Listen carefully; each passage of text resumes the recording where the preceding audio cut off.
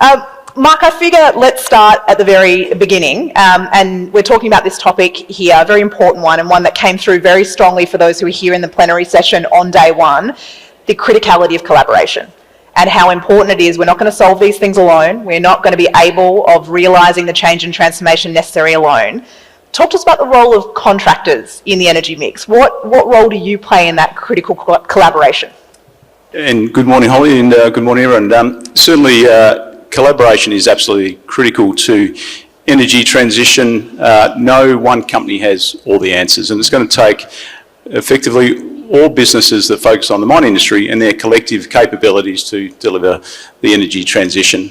From a contracting perspective, contractors and other suppliers play a critical role. Contractors in the mining sort of value chain of actually executing a number of works, whether that be from drilling through to operations and support services, integral to the value chain. And when you look at the energy transition and the need to then convert mines into electrified mines, that will require the capabilities of mining know-how, mining operational excellence, training and development of people to support that, and contractors are extremely well placed. And by way of an example, and again using collaboration as the focus with one of our global partners, ABB.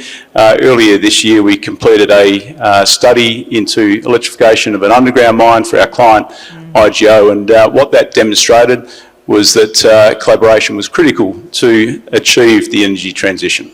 Fantastic. Now, one of the things you said to me, we had the pleasure of talking before we joined on stage today, that there's an interesting piece too in that you have to create value for your customers or you lose relevance. And so this criticality of innovating and actually really pushing yourselves around experimentation is also a catalysing role, I feel like, businesses like Perenti play in the collaboration agenda. Can you speak a little bit more to that? Yes, certainly. If I link back to our company purpose around creating enduring value and certainty for all stakeholders, ultimately, if we're not delivering value and delivering solutions for our customers, we don't have a business.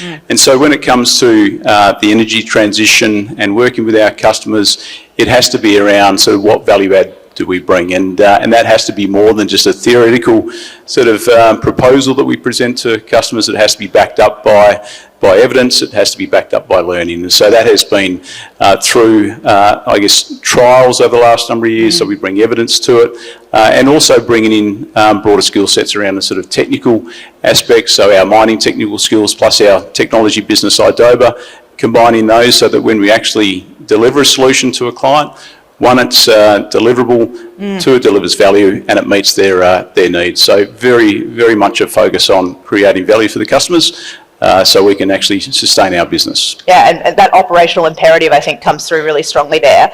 Equally, I mean, we've talked about some of the important roles. There's also some unique constraints, and particularly when I think about Scope 3 emissions and the challenges there. Can you speak to that particular part of your journey as a business towards decarbonisation and just the challenge that presents, not just for Perenti, but for contractors at large?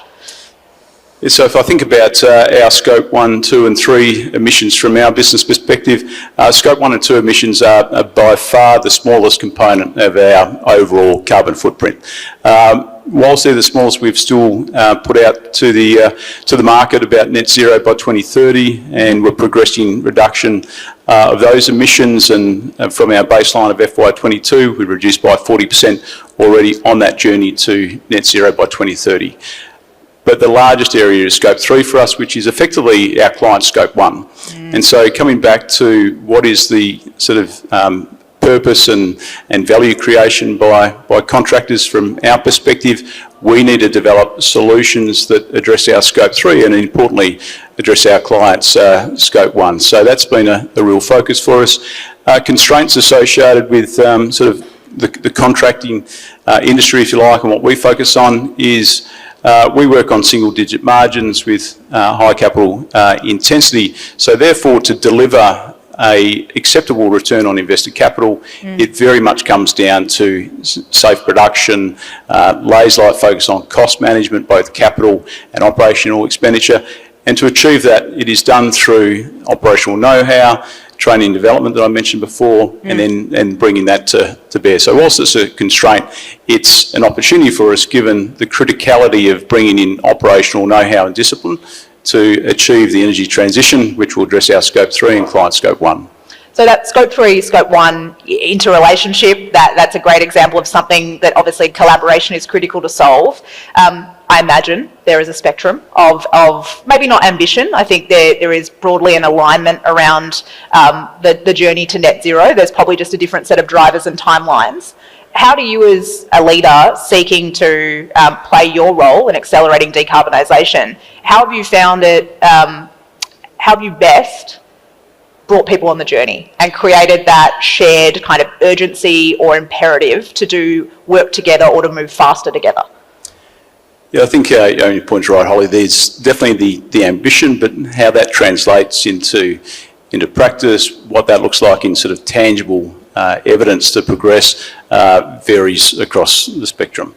In terms of some different approaches to engagement, clearly the benefit of energy transition and decarbonisation globally is well understood, but there's other benefits as well. So when we I guess talk to our workforce, talk to our partners, talk to our clients, we're looking at the holistic benefit from decarbonising. If I think about electrifying an underground mine and decarbonising, the benefits there are having lower diesel emissions underground, reduced heat from the diesel fleet, reduced noise.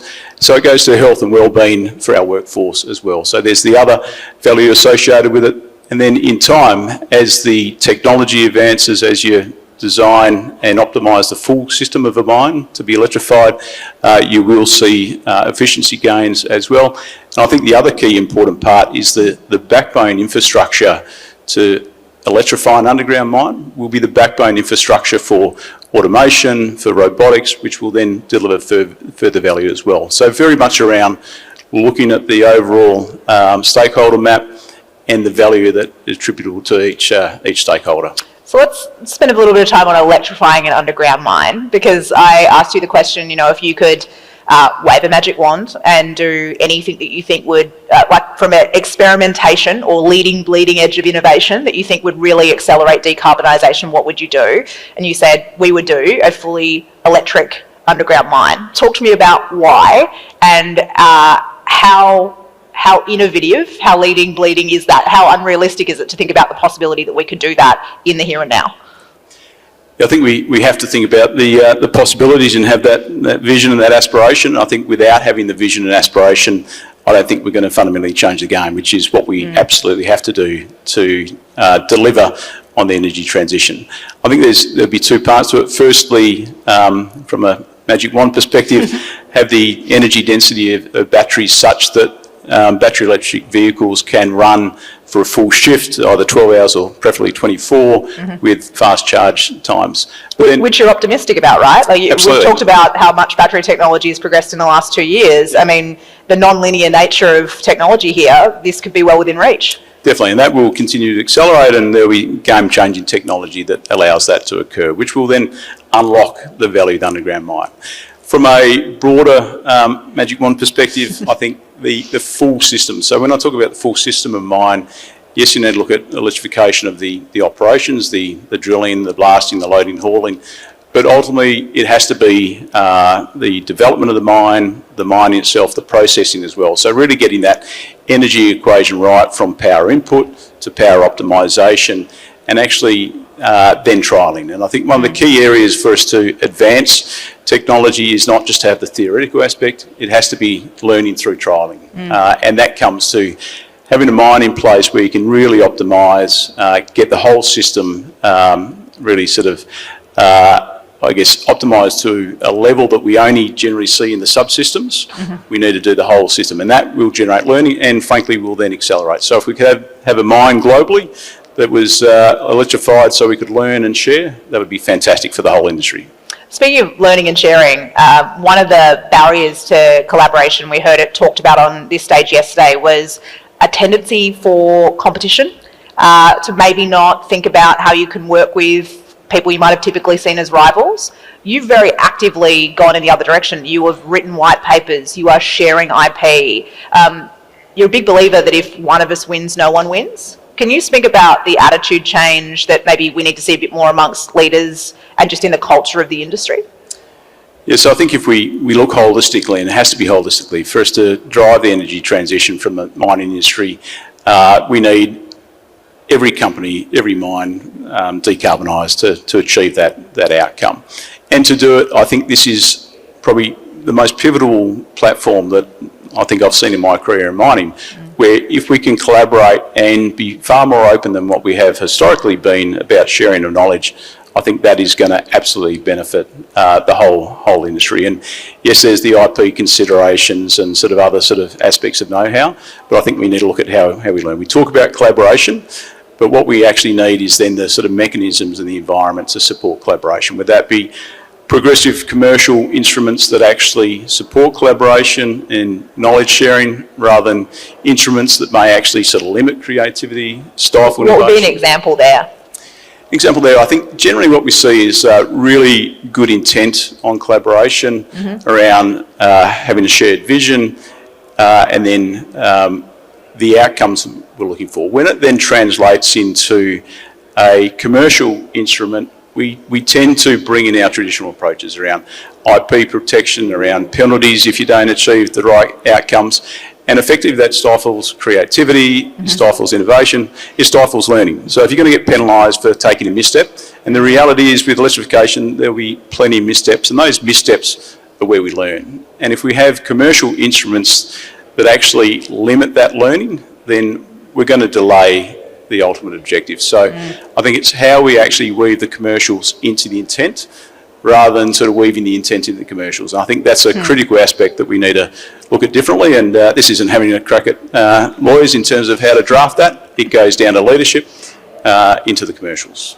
No, I like that idea. How do we weave the commercials into the intent versus probably our well-worn tendency of doing it the other way around? I asked you earlier about the challenges facing contractors. To go a little bit more macro and talk about the industry around this topic of accelerating decarbonisation. We've touched on technology, we've touched on the level of ambition, we've touched on barriers to collaboration. What do you see as the big challenge that maybe we need to be having more of a conversation about? Is there one of those you'd point to more than the others in particular, or is there something we haven't had a conversation about yet? I think barriers, certainly when nickel price and lithium price are where they are at the moment, that does make it challenging because there is a investment involved in shifting, and frankly that's been the case with every evolution and change in mining. We do have to invest, and so it has to be through the cycles, not just at a point of the cycle. So I think that's a key component. I think there's also, and I'll generalise here, but historically been a reluctance in mining to be first mover and or to take external sort of know-how and really sort of bring that in. But I'm optimistic. I'm seeing more openness from the mining industry to look sort of outside of the mining fraternity, take technology from other industries and actually bring that further in. So I think that's a critical catalyst, and I think we're starting to overcome some of those reluctances of late. But I certainly think the technology, but the reluctance to actually trial some of the technology will slow us down. So we've been trialling vehicles for 3 years. We're learning a lot. We've got a lot more learning to do, but if more companies sort of embrace trialling, testing and investment, it doesn't have to be a huge investment, that will accelerate the learning. So I think there still is that barrier for collaboration, albeit the signs are positive. And speaking of, I did want to ask you about that. I mean, your EV trials, whether you describe yourself as a first mover or not, you're certainly a leader in that piece of work. You also made the point earlier that it's sometimes our missteps that teach us the most. What are some of the lessons that you've learnt that have made you approach your next innovative endeavour differently? Like, what have you carried forward as an example of learning that's come from your EV trials? Yeah, so it's certainly been a combination of the EV trials, particularly through our business Barminco and through the white paper that we did for IGO with ABB and a number of our different businesses. So a lot of learnings there. But from a battery electric vehicle trials, which have been underground with Barminco, which has been through frontline machines of loaders to trucks to drills to light vehicles to ancillary, certainly significant learnings coming through. Some of the learnings have been around sort of the planning and change management. It's not as simple as just taking out a diesel truck and then putting an electric truck in. The interaction associated with electric and diesel trucks on the same ramp is significant, which has always been the case in open cutting. If people sort of think back to open cut when electric drive vehicles first came out quicker up the ramp, the difference is actually the electric trucks are then slower down the ramp, which is something that technology-wise was probably known, but seeing that in practice then goes to the whole mining, I guess, optimisation. And that really comes back to one of the points I raised earlier, and how do you optimise the whole system? And I think if we only look at the point solutions, we're not going to achieve the outcome. It has to be the whole environment associated with the vehicles, the mine planning, the technology. And the sort of final point I'd say is the complexity of mining is increasing. Historically, we used to try and solve for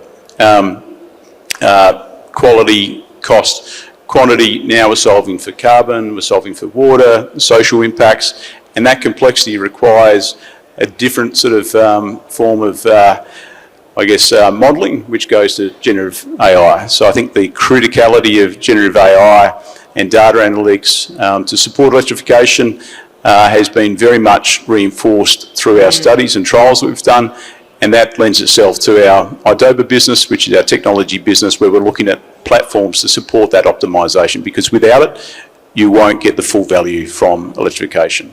Fantastic. What an interesting case study of operationalising innovation and putting collaboration to work. Thank you so much, Mark, for joining us. Can you join me in thanking Mark so much for kicking us off this morning here at the plenary session?